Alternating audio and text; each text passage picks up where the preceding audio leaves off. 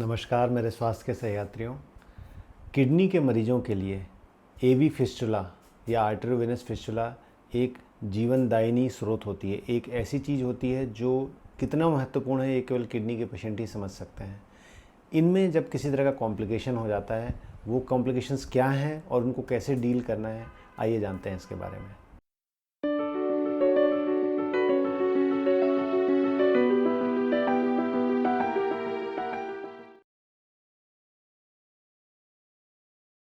एवी fistula या arteriovenous fistula, जैसा कि पिछले वीडियो में मैं पहले बता चुका हूँ कि ये कैसे बनाया जाता है। एक आर्टरी और एक वेन को आपस में जोड़ दिया जाता है और जब ये दोनों कनेक्शन बना दिए जाते हैं तो वेन में खून का फ्लो बहुत तेज़ हो जाता है और इस तेज़ फ्लो का फ़ायदा उठाकर हम उसमें दो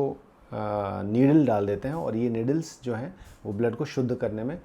मशीन के थ्रू हेल्प करती हैं। इसी को एवी फिस्टुला कहते हैं। कई मरीजों में जिनको ट्रांसप्लांट के लिए डोनर नहीं मिले हैं या जिनकी एज ज़्यादा है या उनका डोनेशन ट्रांसप्लांट नहीं हो सकता, ऐसे मरीजों में आर्टेरियोवेनस फिस्टुला या एवी फिस्टुला एकमात्र ऐसा सहारा है जिसके थ्रू वो अपने जीवन को हेल्दी तरीके से आगे बढ़ा सकते हैं। अगर वो एवी फिस्टुला ख़राब हो जाता है या उसमें कुछ कॉम्प्लिकेशन हो जाते हैं तो उस पेशेंट के लिए कोई दूसरा चारा नहीं बचता और वो पेशेंट बहुत परेशान होता है। इसलिए मैंने सोचा कि एक ऐसा वीडियो बनाया जाए जिसमें हम एवी फिस्टुला के होने वाले कॉम्प्लिकेशंस के बारे में आपको जागरूक करें और साथ में उन कॉम्प्लिकेशंस को कैसे डील करना है इस विषय में थोड़ी सी बात करें। एवी फिस्टुला में कॉम्प्लिकेशंस का, जैसा कि पिछले वीडियो में भी मैंने बताया है कि सबसे कॉमन कारण जो होता है कि किसी गैर अनुभवी या किसी नौसिखिए टेक्नीशियन के द्वारा जब एवी फिस्टुला में नीडल डाला जाता है तो सबसे कॉमनली एवी फिस्टुला बंद हो जाता है या एवी फिस्टुला में कॉम्प्लिकेशंस होते हैं। इसीलिए आपको इस बात के लिए बहुत आश्वस्त होना चाहिए कि जो व्यक्ति एवी फिस्टुला में नीडल डाल रहा है डायलिसिस के लिए, उसे एक अच्छा अनुभव होना चाहिए और बाकी मरीजों का भी एक्सपीरियंस उसके साथ अच्छा रहना चाहिए कि भाई इसके हाथों से कॉम्प्लिकेशन नहीं होते हैं। ये एक बहुत महत्वपूर्ण तथ्य है जिसका आपको ध्यान रखना है। जो सबसे ज़रूरी बात है वो ये है कि जब एवी फिस्टुला में आप नीडल डालते हैं तो किसी ऐसी जगह पे नीडल न डालें जहाँ पे कि सूजन है या जहाँ पे कि नस बहुत ज़्यादा फूली हुई है, नंबर 1। नंबर 2, बहुत आराम से बहुत धीरे से डालना है ताकि नीडल डालते समय ऐसा ना हो कि नस पहले तो सामने से प्रिक हो जाए और फिर पीछे भी प्रिक हो जाए, क्योंकि अगर दोनों तरफ नस अगर प्रिक हो जाती है, उसमें छेद हो जाता है तो ब्लीडिंग दोनों तरफ से होती है और कई बार ब्लीडिंग इतनी ज़्यादा होती है कि वहाँ पे खून का थक्का जमा हो जाता है, हेमाटोमा जमा हो जाता है और वो नस बंद हो जाती है और इस वजह से फिस्टुला बंद हो जाता है। इसीलिए बहुत आराम से, इत्मीनान से जब फिस्टुला डाला जाता है, हड़बड़ी में नहीं, धीरे धीरे, तो उससे प्रॉपर प्रिक होता है, पेशेंट को ब्लीडिंग भी ज़्यादा नहीं होती, दर्द भी ज़्यादा नहीं होता और कॉम्प्लिकेशंस के चांसेस कम से कम रहते हैं। ये तो रही प्रिक होने की बात। दूसरा, जब निडल को निकालते हैं बाहर, डायलिसिस पूरी हो गई और निडल जब बाहर निकाल रहे होते हैं, उस समय जो कंप्रेशन लगाना है, जो प्रेशर लगाना है, वो प्रेशर सही जगह पे सही मात्रा में लगाया गया है कि नहीं, ये भी एक बहुत महत्वपूर्ण फैक्टर है। अगर प्रेशर कम लगाया गया है तो ब्लीडिंग लगातार बनी रहती है। कई बार ऊपरी सतह पर तो ब्लीडिंग नहीं होती, लेकिन चमड़ी और नस के बीच में ब्लीडिंग थोड़ी थोड़ी होती रहती है और वो ब्लीडिंग इकट्ठा हो जाती है। पेशेंट को बहुत तकलीफ देह थक्का जमा हो जाता है, स्वेलिंग आ जाती है और पेशेंट कई बार दर्द में बहुत ज़्यादा परेशान हो जाता है। इसीलिए ठीक है, दबाव लगाना बहुत ज़रूरी है कि दबाव प्रॉपर होना चाहिए। दबाव इतना भी ज़्यादा ना हो कि फिस्टुला का फ्लो बंद हो जाए, लेकिन दबाव इतना तो पर्याप्त होना चाहिए ताकि जो ब्लीडिंग, जो पंक्चर हुआ है, उस पंक्चर को प्रॉपरली सील किया जा सके, बंद किया जा सके और कम से कम 15 मिनट, आधे घंटे वो दबाव बना के रखना ज़रूरी है ताकि वो ब्लीडिंग पूरी तरह से रुक जाए। एक बार अगर वहाँ पे खून का थक्का है, हेमाटोमा जमा हो गया है, आपको ब्लीडिंग हो गई है वहाँ पे और वो अगर ज़्यादा है तो आपको उसकी बर्फ़ से सिकाई करनी चाहिए और कुछ ऑइंटमेंट दिए जाते हैं, कुछ मलहम दिए जाते हैं, उस मलहम को लगाना चाहिए और कम से कम जिस हिस्से में स्वेलिंग है उस हिस्से में दोबारा निडल पंक्चर तब तक ना करें जब तक वो स्वेलिंग पूरी तरह से उतर ना जाए, नहीं तो ये कॉम्प्लिकेशन और बढ़ सकती है। दूसरी एक बहुत कॉमन समस्या बहुत सारे मरीजों में आपने देखा होगा जिनका रेगुलर डायलिसिस चलता है कि जो वेन्स होती हैं, जो मोटी नस होती है जिससे कि डायलिसिस की जाती है, कई बार उसमें आप देखोगे कि थोड़ी सूजन आ जाती है, वो थोड़ी फूल जाती है। अब ये सूजन थोड़ी बहुत अगर है, बहुत मामूली मात्रा में है, तो इसमें बहुत चिंतित होने की आवश्यकता नहीं है अगर ये आपको तकलीफ़ नहीं दे रही है और अगर ये बढ़ नहीं रही है तो। बस आपको इस बात का ध्यान रखना है कि उस फूली हुई जगह पे, उस सूजन वाली जगह पे आप नीडल पंक्चर ना करवाएं। जो भी टेक्नीशियन पंक्चर करे उसको ध्यान रखना है कि उस फूली हुई जगह से पंक्चर ना करें, क्योंकि उससे वो चीज़ और फैल सकती है। ये जो सूजन है, ये जो फैलाव है नस का, एक्चुअल में क्या होता है कि वो नस उस जगह पे नस की दीवार पतली हो जाती है, जो वेन होती है उसकी दीवार पतली हो जाती है, और पतली होने की वजह से खून के दबाव, अंदरूनी दबाव की वजह से वो नस धीरे धीरे फैलती है। इसको हम एन्यूरिज्मल डायलिटेशन कहते हैं। अब अगर उस पतली दीवार में अगर फिर से पंक्चर किया जाए तो कई बार क्या होता है, वो दीवार की सतह जो इतनी पतली होती है कि वो दोबारा जुड़ नहीं पाती, और वहाँ पे एक आर्टिफिशियल खून का एक बड़ा सा गुब्बारा सा बन जाता है, जिसको सीडो एन्यूरिज्म कहते हैं। और ये ज़्यादा खतरनाक होता है, इसके रप्चर हो जाने के, पंक्चर हो जाने के, फट जाने के चांसेस ज़्यादा रहते हैं। इसलिए फूली हुई जगह पे नीडल का पंक्चर को अवॉइड करना है। तो आपको इस बात के लिए बहुत सतर्क रहना है कि अगर स्वेलिंग धीरे धीरे बढ़ रही है, आसपास के स्किन में रेडनेस आ रही है, लालपन आ रहा है, या स्किन बहुत पतली होती जा रही है, या स्किन में थोड़ा सा घाव सा दिखने लगा है, या उसमें से कुछ रिसाव आ रहा है, या ब्लड आ रहा है बहुत हल्का हल्का, इसका मतलब है कि वो स्वेलिंग जो है वो किसी भी वक्त फट सकती है। आपको तुरंत डॉक्टर से संपर्क करके उसका ज़रूर से इलाज करवाना चाहिए। सीडो एन्यूरिज्म का जो उपचार है वो है, एक छोटा सा ऑपरेशन होता है। उस ऑपरेशन में हम कट लगा के जो स्वेलिंग है उसको वहाँ से निकाल देते हैं, जो भी क्लॉट है उसको निकाल देते हैं, और फिर उसको सुचर कर देते हैं।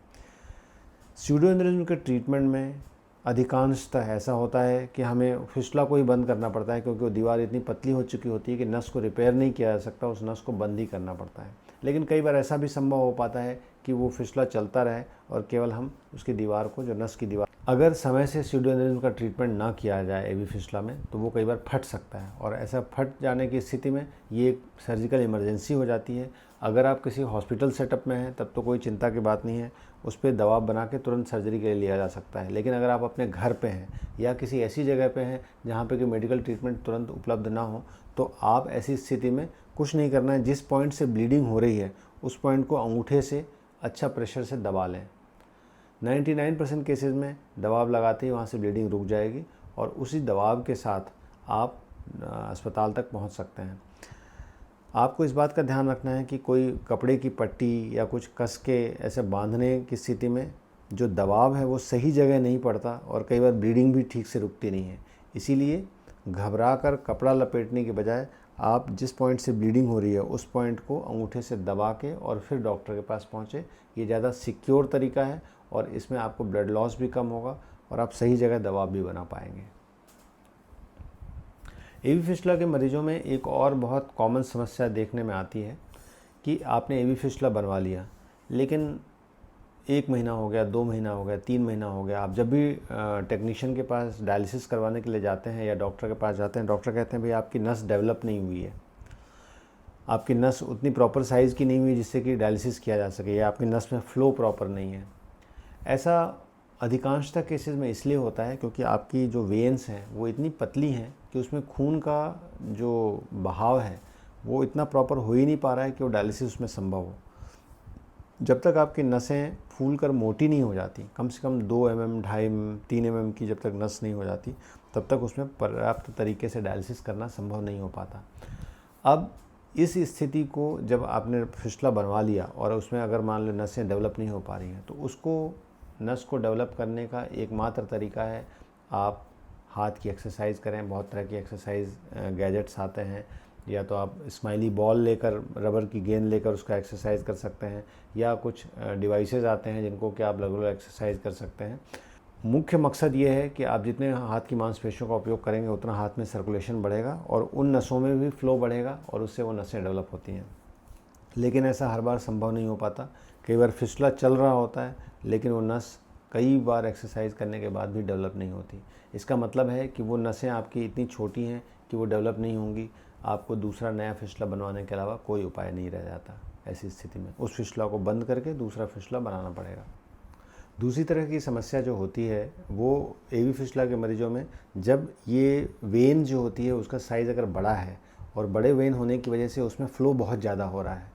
अब बहुत ज़्यादा फ़्लो होने की वजह से दो चीज़ें होती हैं। एक तो पेशेंट का कार्डियक आउटपुट बढ़ जाता है, तो उसको हाथों में बहुत ज़्यादा कंजेशन होता है, कई बार हाथों का साइज़ भी बड़ा हो जाता है और ये नसें जो हैं बिल्कुल सांप की तरह बहुत मोटी सी हो जाती हैं, बाहर से दिखने लगती हैं, तो वो कॉस्मेटिकली भी देखने में अच्छी नहीं लगती।